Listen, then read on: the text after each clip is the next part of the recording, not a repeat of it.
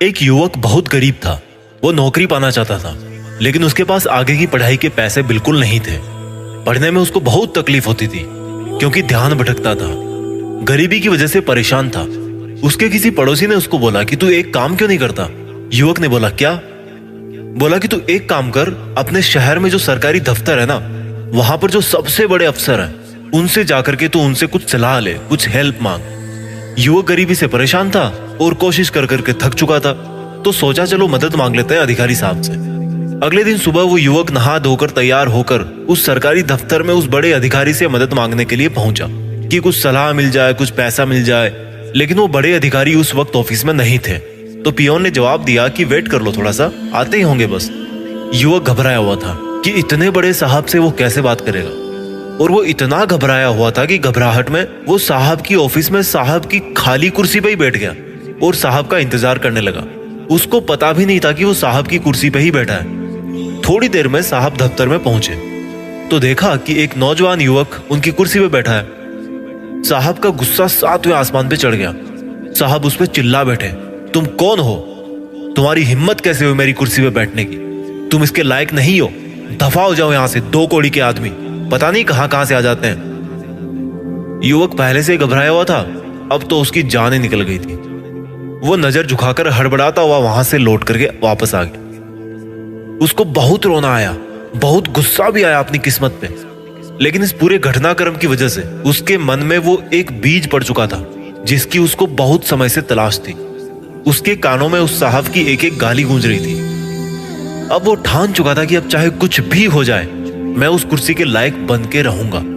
चाहे भूकंप आ जाए, दुनिया नष्ट हो जाए, चाहे मुझे भूखा सोना पड़े, पर मैं उस कुर्सी के लायक बन के रहूंगा। बस मुझे और कुछ नहीं पता, सिर्फ इतना पता है कि मैं उस कुर्सी के लायक बनने जा रहा हूं। लड़के ने दिन रात एक कर दी, खूब मन लगाकर पढ़ाई करी, मेहनत करी। वो एग्जाम में इतनी अच्छी रैंक लेकर के आया कि उसको अपनी मर्जी का वर्क प्लेस चुनने का ऑप्शन दिया गया, और उसने अपने शहर की वही ऑफिस चुनी जिस ऑफिस में उसकी बेइज्जती की गई थी।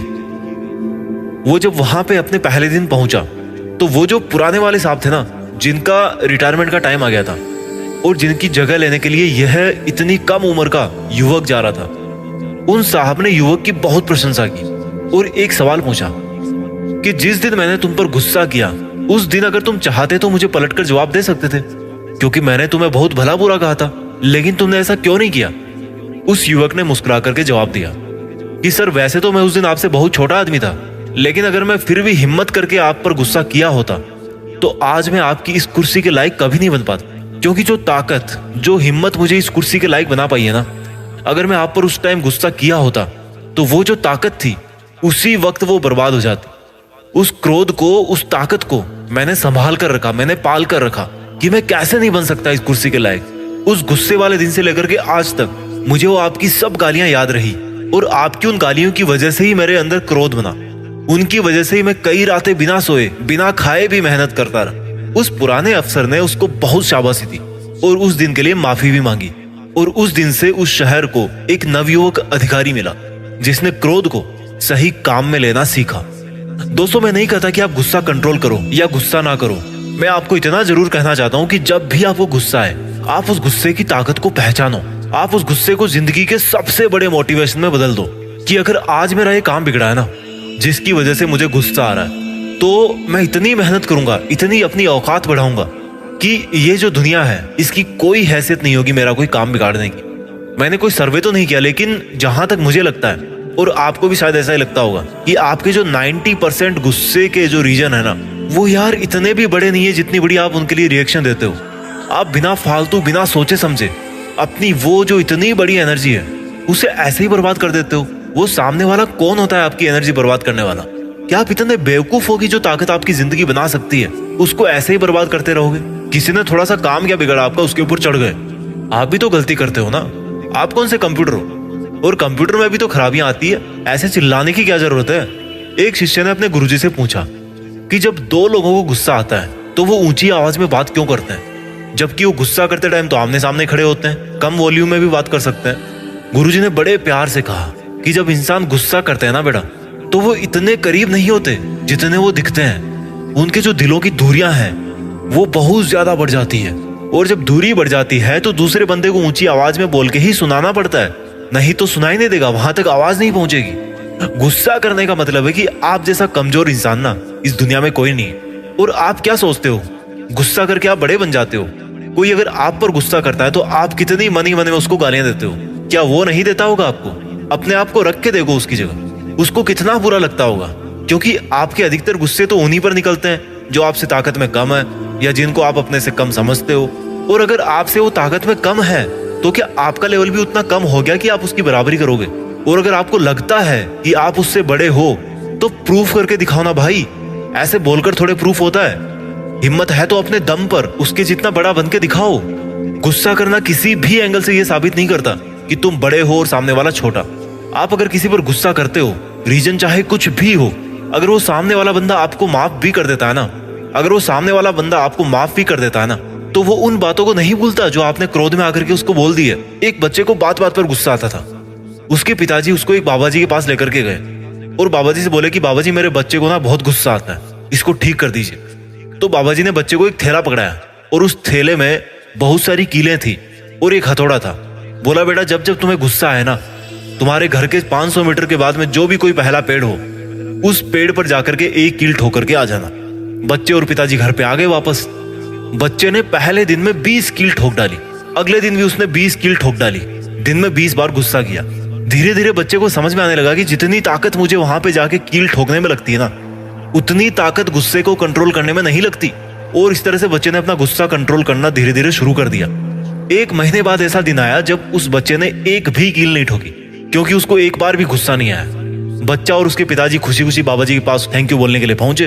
बाबा जी ने बोला कि नहीं, अभी तो तुम्हारी आधी कक्षा हुई है, अभी जो मेन क्लास है ना वो तो तुम्हारी बाकी है। बोला क्या, गुस्सा तो करना मैं छोड़ चुका हूँ। बोला बेटा गुस्सा करना तुमने नहीं छोड़ा है, गुस्सा तुमने कंट्रोल करना सीखा है। गुस्सा तुम्हें अब भी आ रहा है लेकिन तुम उसको कंट्रोल कर ले रहे हो।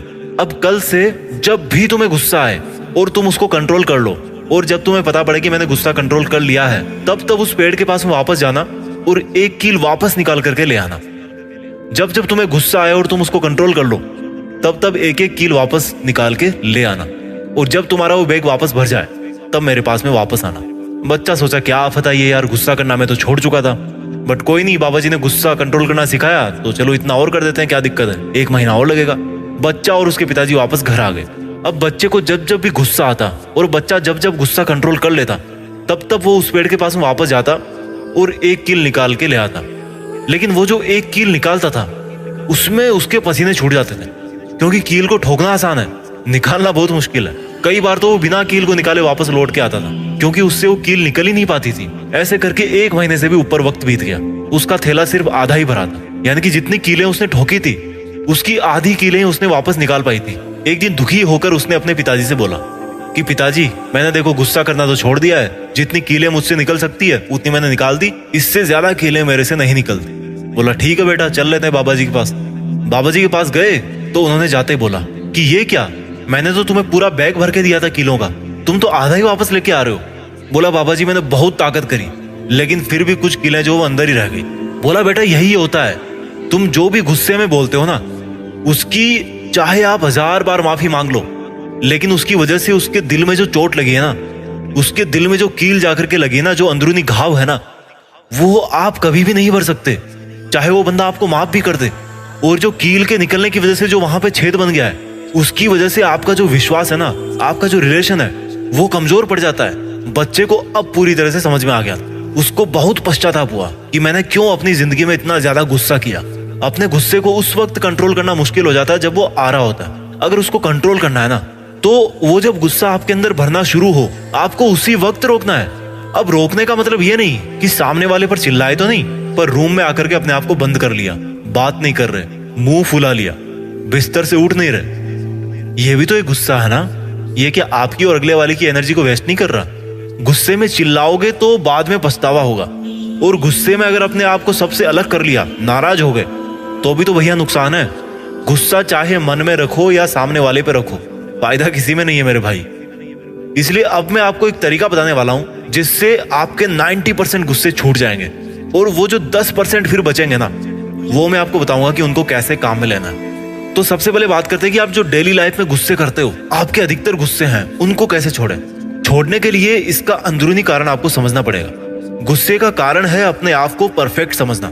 या मान लो आप परफेक्ट हो किसी में भी, किसी भी काम में, किसी भी जगह आप परफेक्ट हो, पर आपकी एक गंदी आदत है कि जो आपके साथ में है ना वो भी परफेक्ट होने चाहिए।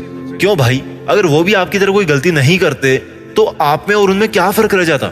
आपको समझना है कि लोगों से हो जाती है गलतियां, और जब गलतियां होती है और आप उन्हें जब माफ कर देते हो तो आपकी जो इज्जत है ना वो सामने वाले की आंखों में और ज्यादा बढ़ जाती है। अब आप बोलोगे कि अगर यार सामने वाला बंदा बार बार गलती करे तो क्या, तो गुस्से की एक्टिंग कर लो, गुस्सा मत करो, केवल उसकी एक्टिंग कर लो। जैसे बच्चे कोई गलती करते हैं तो क्या उनकी गलतियों को दिल पे लेते हो? उनको डराने के लिए तो उनको चांटा दिखाते हो ना। तो बड़े होकर दिल पे लेना क्यों सीख गए? ज्यादा समझदार हो गए क्या? अगर छोटा बनने से फायदा हो रहा ना तो भाई छोटे बन जाओ, कोई दिक्कत नहीं है। लाइफ में जितना याद रखना जरूरी है उतना ही भूलना और माफ करना भी जरूरी है।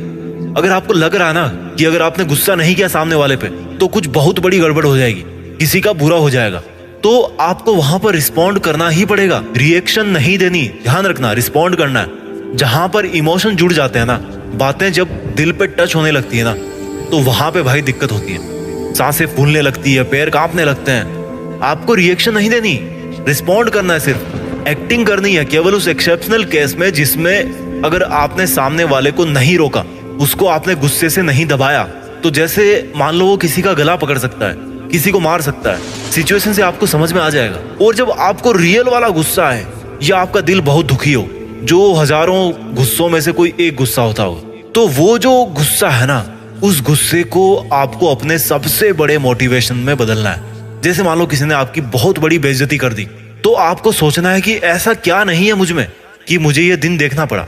गुस्सा दिखाना है तो केवल एक्टिंग करो।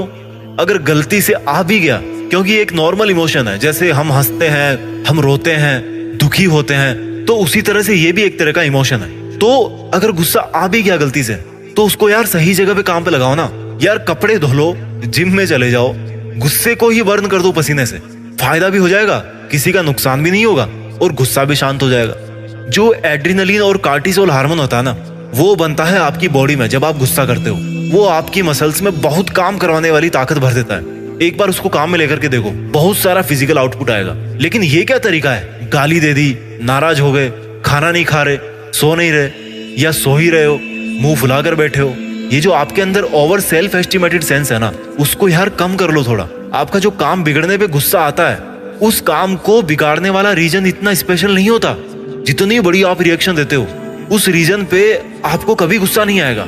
केवल उससे आपका जो काम बिगड़ा है, उस काम के बिगड़ने पे आपको गुस्सा आता है। आई होप इस वीडियो ने आपके अंदर एक शांति की शुरुआत जरूर करी होगी। इस वीडियो को उस व्यक्ति को जरूर दिखाना जो आपके जान पहचान का है और गुस्सा बहुत करता है।